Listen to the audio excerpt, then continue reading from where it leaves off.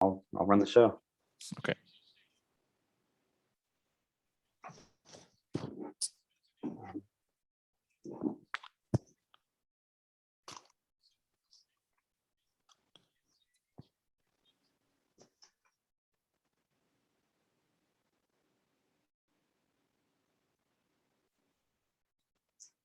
Hi, Kevin. For some reason, you're me. I think you sent me a link. Ah, yes. You should be able to, in the top right corner, change your name. I guess I should say.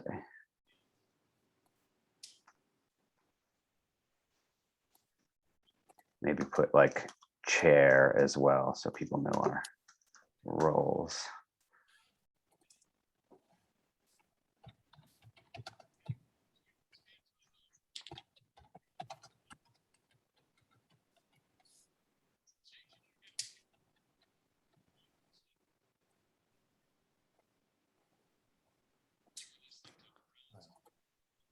Maybe chair would be better. Whatever works. And Kevin, this is Lane. He's helping us out today. Thank you kindly. What's your first name? Lane? Lane. Lane. Yes. Good to meet you, Lane. Nice to meet you. So I'm the host, and I'll be in the background for assistance. If anything comes up where you need help, just send me a message or wave, and I will be glad to assist. Good.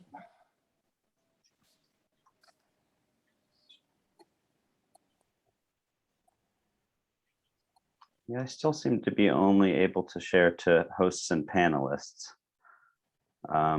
in the chat. So I don't know what that's about. Maybe when people show up, that'll be different. But well, now I can see everyone. Okay, yeah, I made you a co-host. Got it. So that's what we'll do it. Cool.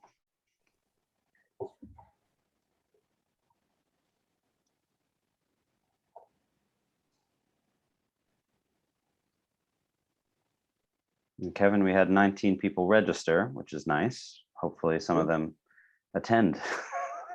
It's always, I do regular ones with our institute, and it's, we use Eventbrite, but it's only on the day you really get a lot of commitments, but they don't always follow through. Mm-hmm. So you're going to edit this afterwards, is it, Lane? Yeah.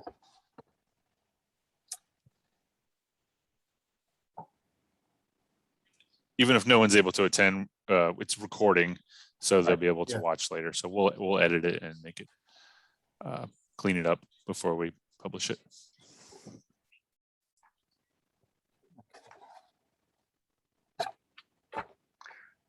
What's typical practice? We wait till 5 after or so and then just get going for the future. Yeah, that's pretty reasonable. They're all out trick or treating. Right. Yeah. That's afterwards for us. Yeah, well, it's that time of night here. Oh, it's true. Yeah. It's only 4 o'clock in the afternoon here. It's dark as well. This is the first weekend of winter time. So Mm-hmm. it's got dark really early this evening. So. Well, and you turned your clock back as well, right? Yeah, We haven't done that yet. Next week. Yeah, I was freaking a bit about the time because it's with the time changes, you know. Mm-hmm.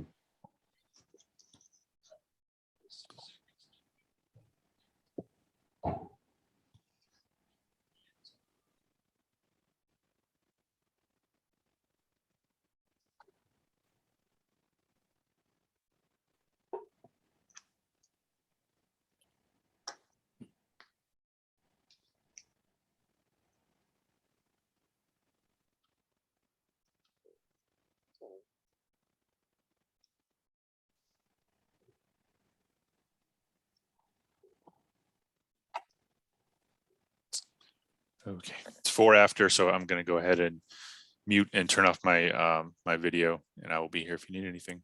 Okay, and we'll go ahead and get started. Okay. Hello, everybody. My name's Kevin Halpenny.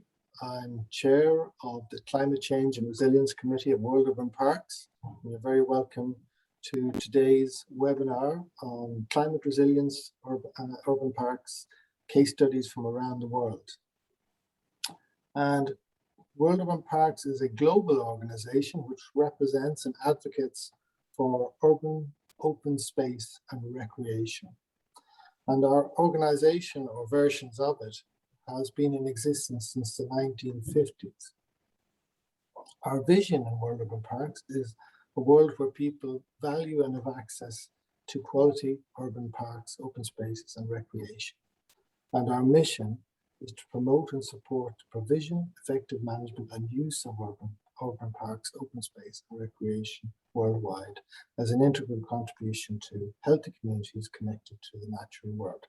So we have various committees, one of which, as I mentioned, is the Climate Change and Resilience Committee we're presenting today. So we have a truly international membership, as you can see in the slide. We have members from Mexico, from Brazil on our committee, we have South Africa represented, we have representatives in New Zealand and Australia, and of course the US. And Gavin, our executive officer, is here with me. And we're going to present some case studies now around climate change. So, and how World Urban Parks can address aspects of climate change through education, where we can demonstrate the value of nature and the healthy ecosystem, and the effects and the practical things that people can do to address these. We can demonstrate those in urban parks. We can show climate change mitigation through things like carbon sequestration, alternative types of energy, carbon-free mobility, that sort of thing. And then climate adaptation, where we can improve resilience in cities.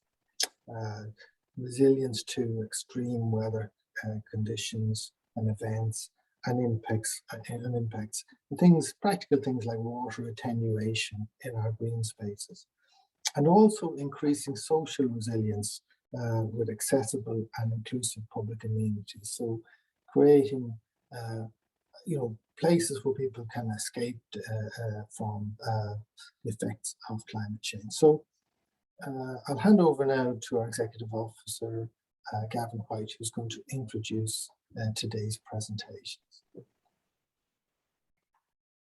Thanks, Kevin, and apologies for the jerky slides here. They're rolling in strangely, but hopefully we've got it back on track. And as Kevin mentioned, as part of this committee's work, we're really focused on putting together a database of case studies for climate resilient urban parks throughout the world. And we've got a video of several of our committee members sharing their case studies today for a sort of example, and then we'll talk a little bit later about how you can get involved with the committee's work and share the good work that you're doing as well.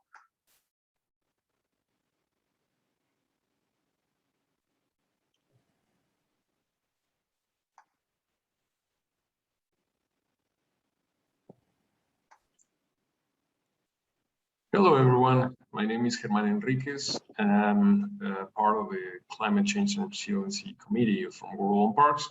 And today I'm going to present one of the case studies that we've been gathering from all around the world. In this case, a case study from Mexico, which is about Parque Metropolitano de León, León's Metropolitan Park. To speak about this case study, it's important to have a little bit of context of how is León, the city where this park is located. Well, León is a city in the center of Mexico. It's a big city. It's almost 2 million people almost 2 million people live there, is right in the center of Mexico, and basically its main industry is well, shoes and leather, and also the automobile industry is really important there from the recent years, especially big companies like Toyota, Honda, Mazda, all the Japanese car manufacturers, even GM is established in there. Well, Leon is famous for its many great places to visit, including my favorite football team, which is Leon.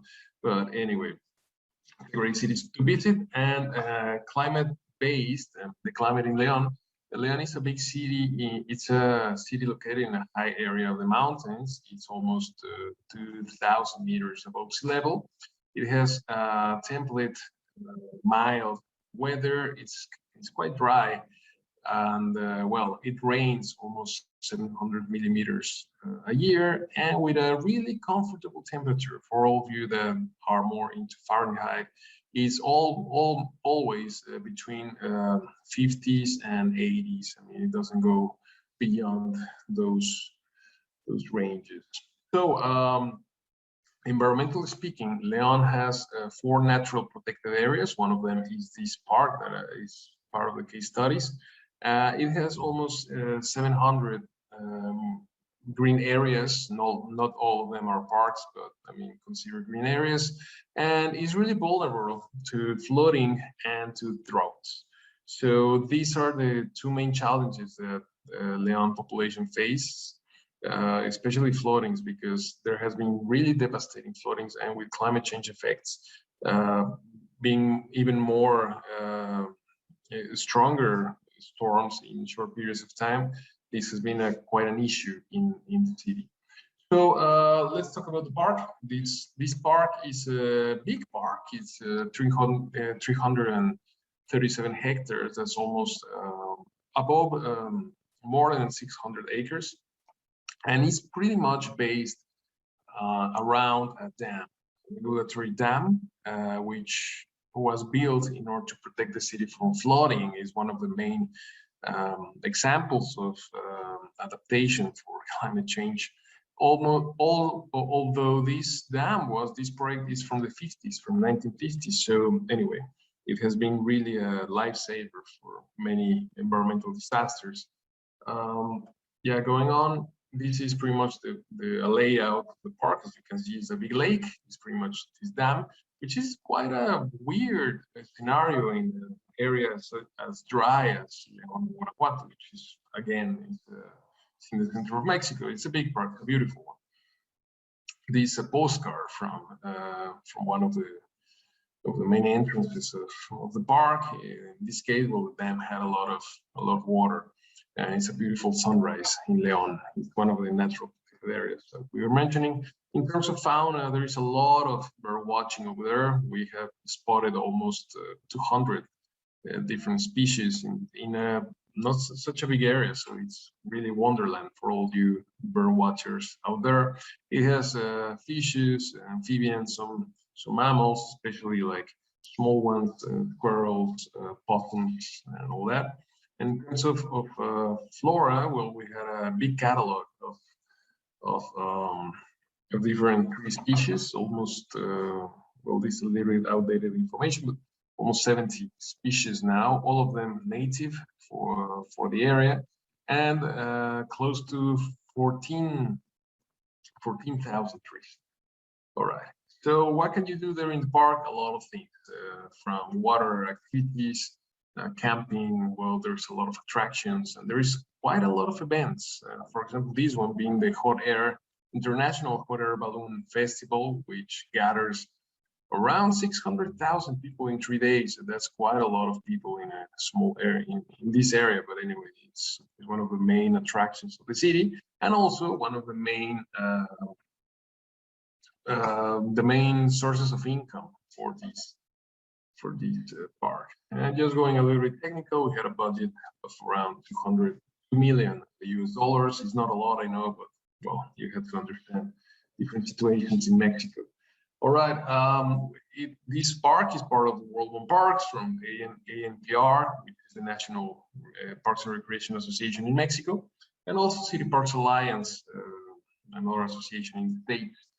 The park has been recognized as one of the most interesting and valuable large urban parks in 2018.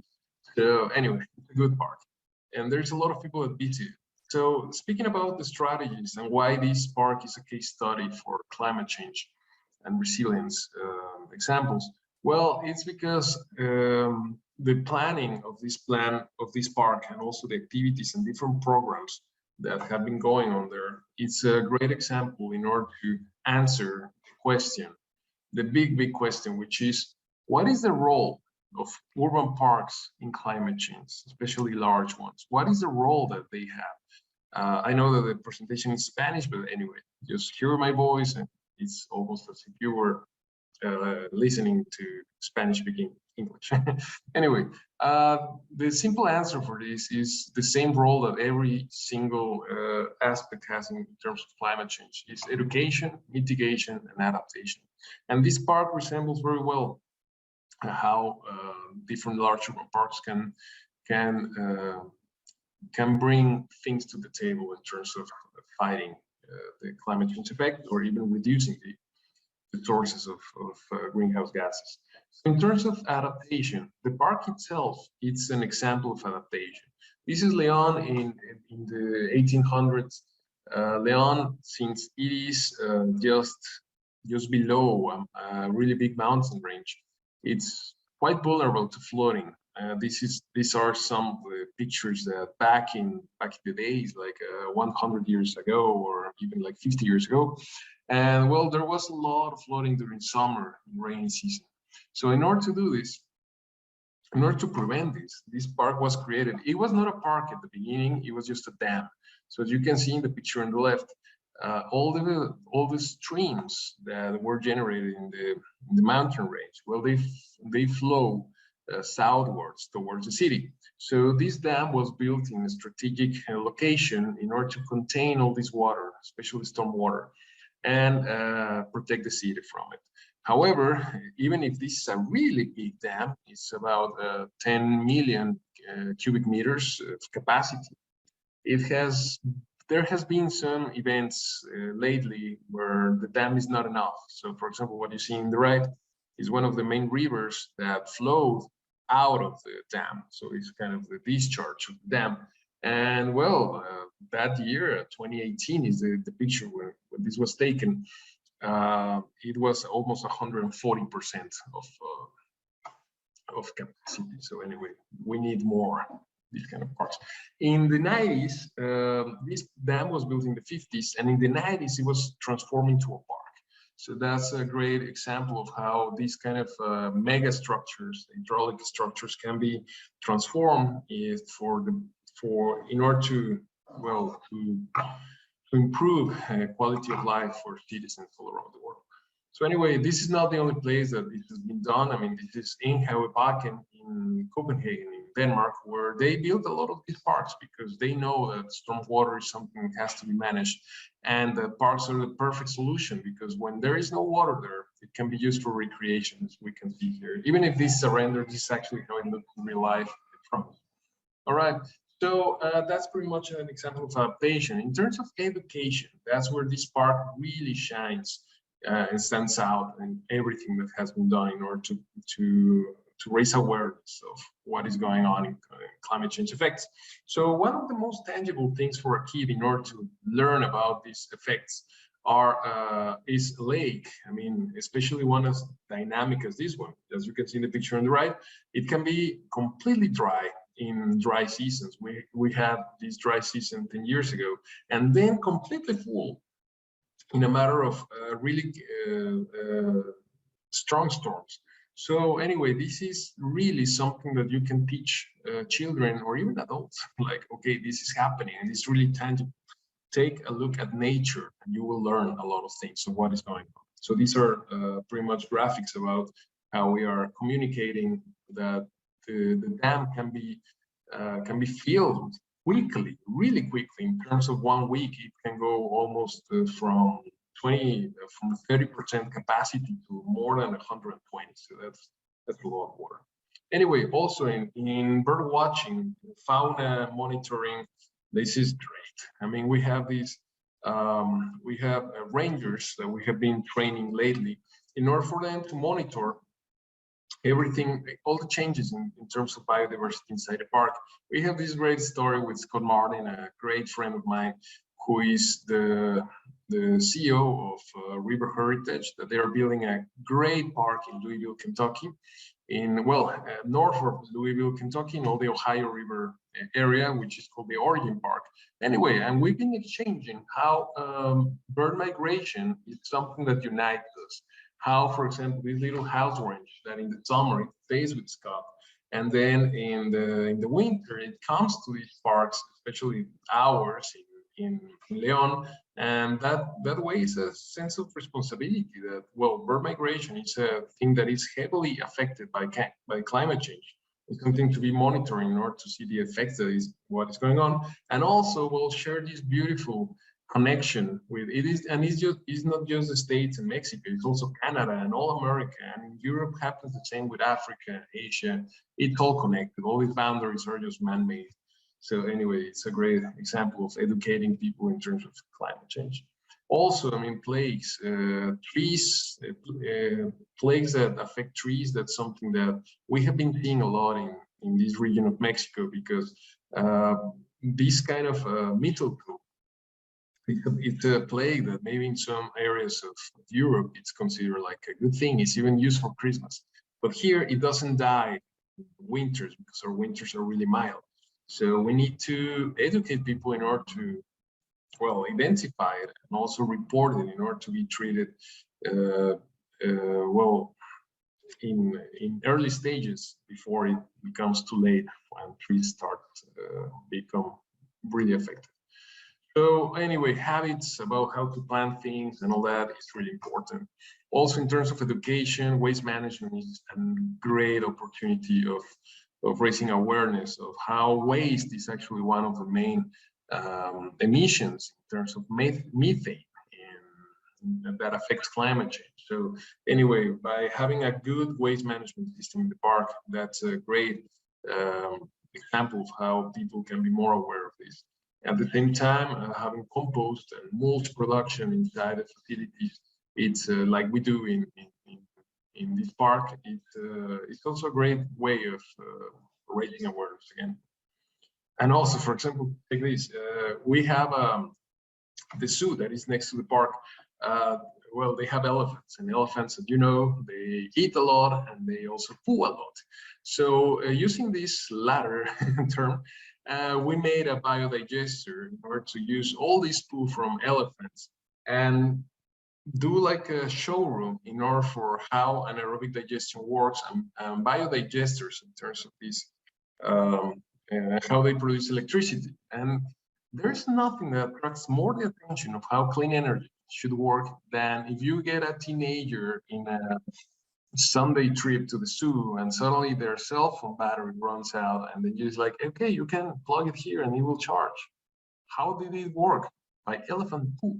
So anyway, this is a great anecdote which has been changing the lives of many needy teenagers around Leon. Also, well, a lot of workshops and in terms of climate change, all of them really focus on the SDGs, the Sustainable Development Goals developed by the UN for the 2030 agenda, how parks can be linked to this. I mean, there is, of the 17 objectives, I mean, we found that objective 15, which is land and biodiversity, objective 10, which is the reduction of inequalities, and 17, which is the alliance in order to reach the goals.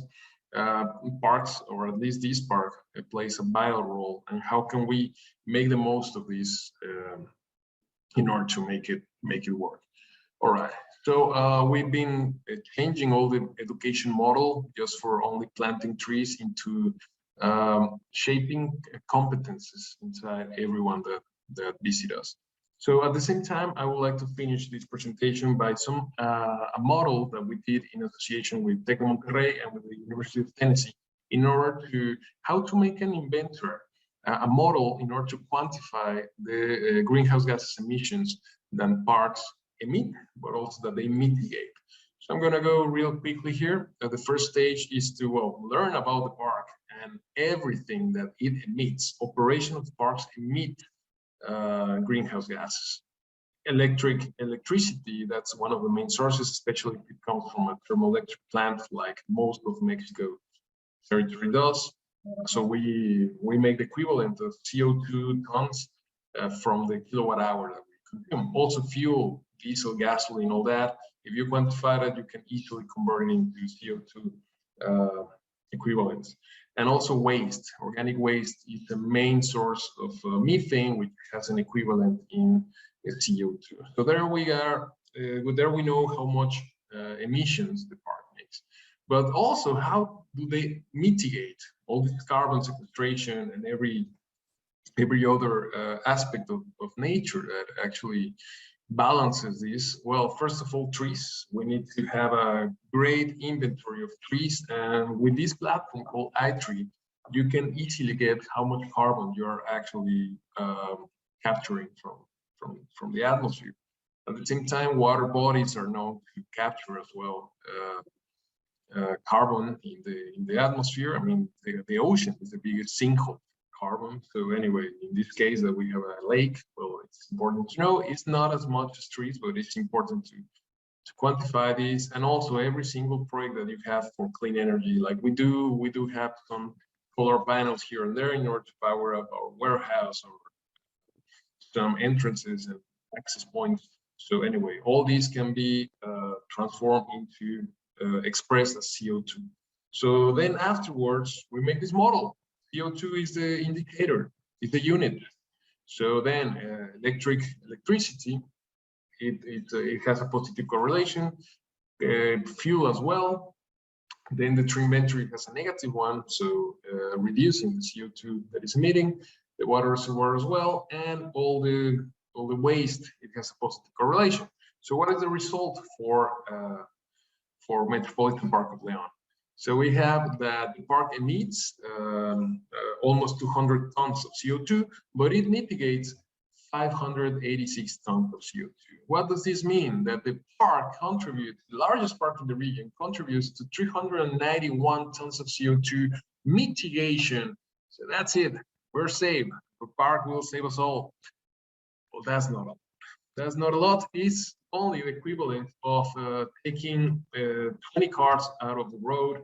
Sorry, almost 90 cars out of the road a year, or like 20 garbage trucks, 60 houses that they don't consume energy during the year, or as here in the north of Mexico, we like to say, 112 grills, 112,000 grills. That's not a lot. But anyway, it's important to measure because we need to know how much they are contributing and also how to lower the emission from parks, because operations, they can be dirty. So anyway, that's pretty much the case study. The thing is, our conclusion from this case study is that the parks have a great role in education, mitigation, and adaptation, and that parks can actually quantify, as Parque Metropolitano de León, how much they are emitting and how much they are mitigating in terms of operation, their natural assets of greenhouse gases, and because everything is connected, and parks are really vital parts of this great system that we know that we need in order to thrive. So thank you very much. My name was Hermann Enriquez, and if you need any more information, you can always contact us at the Climate Change and Resilient Committee at the World on Parks. It's been a pleasure, and have a great day.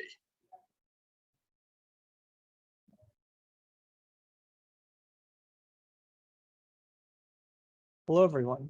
My name is Charlie Neer, and I'm a Senior Associate Landscape Architect at WRT in Philadelphia.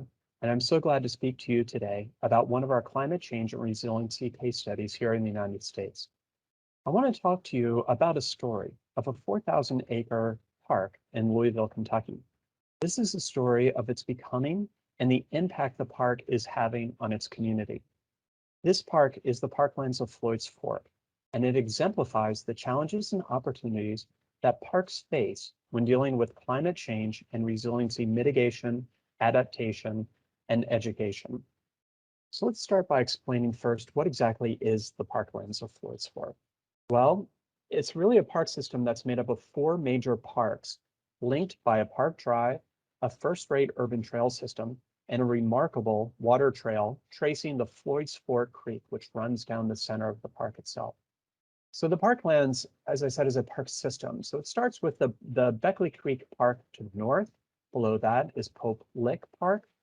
To the south is Turkey Run Park, and beneath that is Broad Run Park. All these names are tributaries that drain into Floyd's Fork Creek. In the middle is a greenway that we call the Strand. The Parklands is one of the nation's largest park systems. It's 4,000 acres of green space over 20 miles long, and that's 20 miles along the creek itself. It's over 11.5 miles on a straight line. It's over 5 times the size of New York Central Park. It's a place where humans and nature can intertwine. It's also a partnership of public and private dedication, and it's also a legacy for 100 years and beyond. So the story of the Parklands of Floyd's Fork actually starts back in the 1880s or the 1890s, when the city of Louisville was then just a small wharf town along the Ohio River. And the city leaders at that time saw what Frederick Law Olmsted, pictured here, was doing in Boston, in Buffalo, in New York, with Central Park, the Emerald Necklace, and the Buffalo Park System. And they said, we need a park system for our city. So they hired him, and he immediately started work on 3 different parks on the outside of the city and connected these parks with our own greenway system.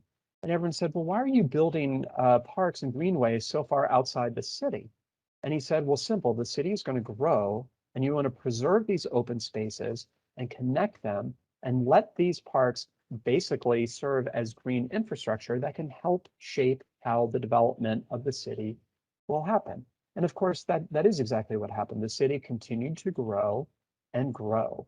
And those parks really helped inform and shape the development of the neighborhoods, really bringing nature into those neighborhoods. So as the city of Louisville continued to grow in the early and mid 1990s, the city of Louisville merged with nearby Jefferson County to form one entity. And that precipitated a lot of different planning. And some of the planning for the public open space for the county and the city involved 2 things. The first was this green space to the whole eastern side of the county, which is where the Parklands of Floyd's Fork is. And the planners at the time identified that area as really ripe for open space preservation and recreation. It also had this idea of saying, why don't we link the entire city, the metropolitan city, with this loop that really serves as this open space generator. And this loop is a 100-mile multi-use trail that would run through what is now the Parklands of Floyd's Fork. These 2 individuals got involved at this point in time. This is David Jones and Dan Jones, his son. They formed a nonprofit organization called 21st Century Parks. And they said, we're going to take this park over, and we are going to develop it, we are going to fund it, and we will run it. And we are going to do what Frederick Law Olmsted did for the city of Louisville in the 20th century, and we're going to preserve this land that is being taken over by housing development, by strip malls and other things. And we're going to preserve this and make this a green space gem for the city of Louisville for the 21st century. And that's exactly what they've created here. And they've been able to link these 4,000 acres of park property together using 80 separate real estate transactions. And what they did is they applied legal protections that assured public access and use of these 4,000 acres in perpetuity, which is really quite an amazing thing nowadays.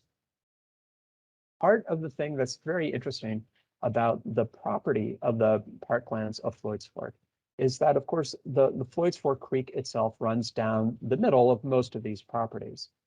But about half of the parkland is made up of either floodplain or floodway, and the other half is really upland plateau that serves as a lot of agricultural properties. Now, when the design of the parklands was put together through master planning, as well as through construction documentation and eventual construction, it was always envisioned that this greenway would not just be the solitary park that you would see, but that this would really be a Parks Without Borders, really focusing on an integrated open space network. So the small diagram that you see to the right would show the Floyd's Fork Creek itself, the multi-use trail that would run through, and some of the greenways surrounding it. But of course, we have many tributaries and smaller greenways that connect back up into the neighborhoods that link open spaces together. That could be community parks, neighborhood parks, certain trail connections, some private open space, and even town green squares with complete streets with sidewalks and landscaping that form an integrated open space network that really expands the scale and the impact that the park can have on the community. Now, putting a park like this together requires extensive partnerships of both public and private dedication. 21st Century Parks, as a leader of this park project, was able to secure tens of millions of dollars of private funding, and were able to work with public partners to get both federal, state, and city money for the project, both for the capital campaign to build the park, as well as to set up an endowment to help run the park. When the planning and design of the Parklands was starting, certainly the effects or impacts of climate change and resiliency were at the forefront of what the planners at WRT were doing. We were looking at trying to create additional acreage of forests, certainly converting existing grasslands and some farmlands into pollinating meadows, improving the riparian buffer, increasing acreage of many acres of wetlands, increasing stream restoration, and looking to convert a lot of the agriculture that was currently into the park into sustainable working agriculture using organic farming techniques that would certainly improve the management of how the park would work, and certainly designing with resiliency in mind.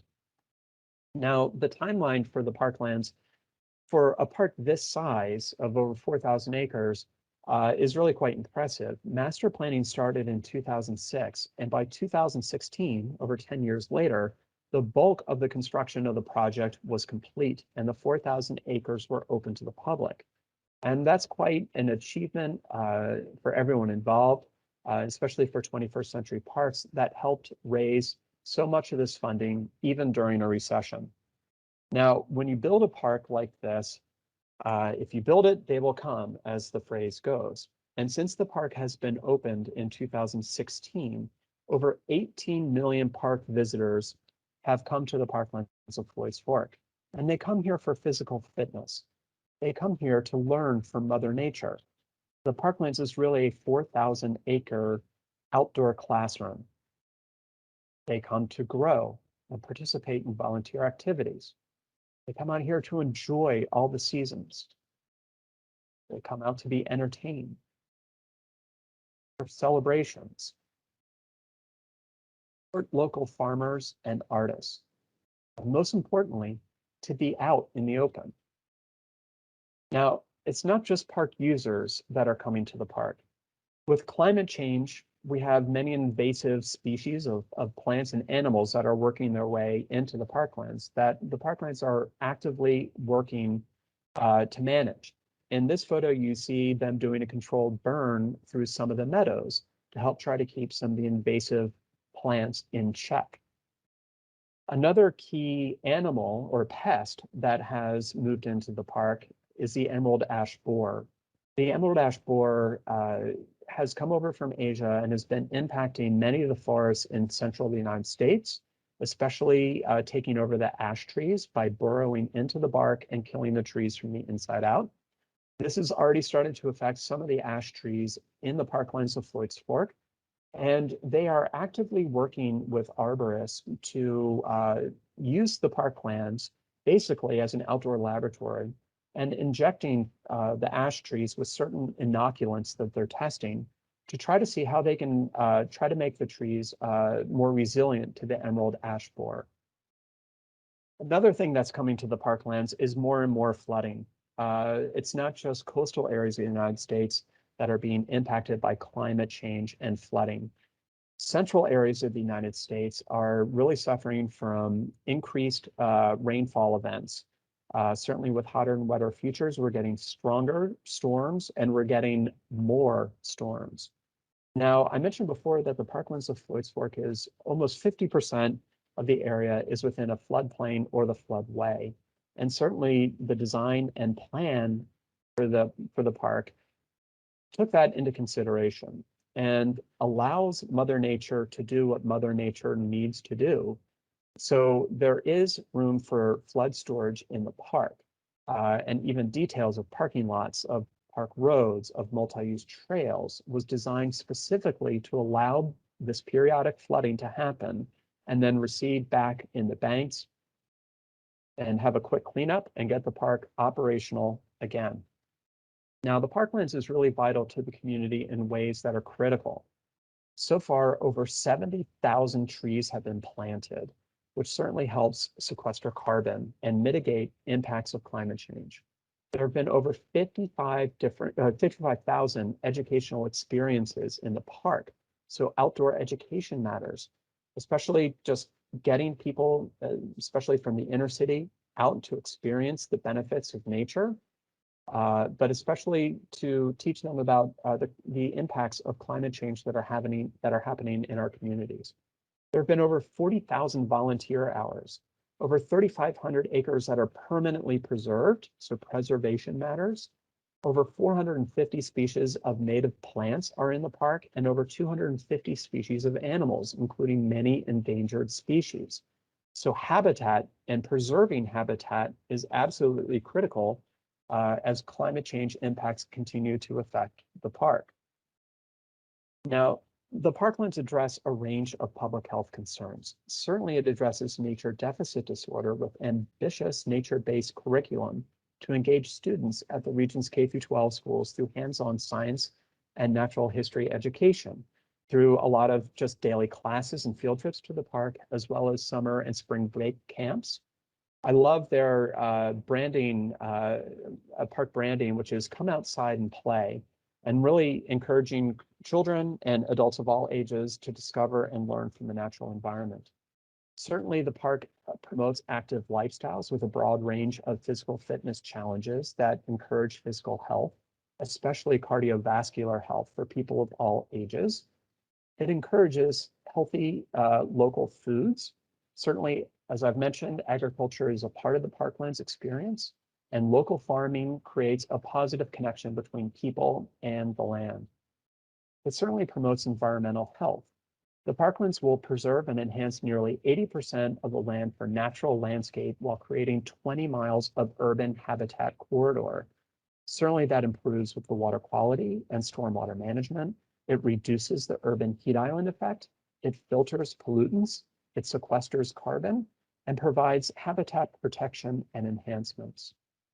Now, the Parklands will be protected as public parklands in perpetuity and represents one of the last undeveloped portions of the community. It creates 2,000 acres of forest land, which increase oxygen and certainly reduces and sequesters carbon dioxide. Over 400 acres of restored native meadowlands increases habitat corridors and reduces mowing. There are up to 50 acres of restored wetland that increase habitat and water quality throughout the region. Up to 7 miles of restored stream banks, which certainly help reduce a lot of the erosion, especially with these increased flood events. And it converts almost 400 acres of sustainable agriculture that showcases the farming heritage while also reducing chemical use and siltation in the park. So if you would like to find out more about the Parklands of Floyd's Fork and understand how they are dealing with climate change and resiliency, mitigation, adaptation, and education, please go to www.theparklands.org for more information. Thank you. Positive connection between people and it certainly promotes environmental health. The Parklands will preserve and enhance nearly 1% of the land for. Okay, well, if I can get back to the screen here and carry on our way, I think those two case studies are a really clear example of the sort of vast range of climate benefits that parks can have, urban parks in this case in particular. I think we'd like to share a little bit about the possibilities of joining this effort with us. We are a very open and inclusive group at World Urban Parks. We want to be promoting and sharing the good work that is happening across the world to tackle climate change with urban parks and projects within them. So one of the things that you can do if you're interested in learning more is visit our website, worldurbanparks.org. There you can find a climate change charter. So if you or your organization are interested in signing on to this effort, we've been cataloging partners and people who we can team with to do this work. And then perhaps most importantly for today, we'd like to hear from you about your case studies. These were some really expansive projects, but you know, any number of those efforts at mitigation, at adaptation, or education that you're pursuing in your urban park, we'd love to hear about it. So I've listed some links here. We'll try to include these in the web page where you can find them at a later date. And I'm going to share the actual form itself just to show you. I think our effort was to make this as simple as possible. We've just started getting some responses in, and we'd love to hear from you. But essentially, this is a really short form for you to share the project, the park that it takes place in, give a little bit of a description and any website or link that you have, and talk to us a little bit about what this park project does to either educate people about climate change, and we have a variety of categories here to click and share. Perhaps your park helps adapt your city to climate change and does one of these things or others to adapt to this changing circumstance. And maybe it's doing something to help fix the problem as well in terms of mitigation. So we hope that this is a simple way for you to input the good work that you're doing and share it with an audience globally. We want to build a network of people who can learn from each other and continue to advance this important work. So I think with that, we have a participant who is also a committee member that I'd love to bring into the conversation if she's willing. And I'm going to promote you to a panelist, Ayanda. Hopefully that works. So that you can join us if you'd like and share a little bit from your side of the world. And otherwise we'll wrap things up here in short order. Hi, Ayanda. And just to back up what Gavin said, both presenters are members of our Climate Change and Resilience Committee, and both our presentations really represented how parks, urban parks, are sort of working microcosms of climatic systems and how they can contribute in really practical and positive ways to climate adaptation, mitigation, education. And how if we make our cities more like parks, we can address a lot of the issues we have with climate change and through nature-based solutions and green infrastructure planning. So we hope you'll be able to sign our charter and we hope you'll be able to contribute to our case studies project as Gavin has outlined. And we'd be happy to take questions by email or suggestions or even if you're interested in coming on board, let us know.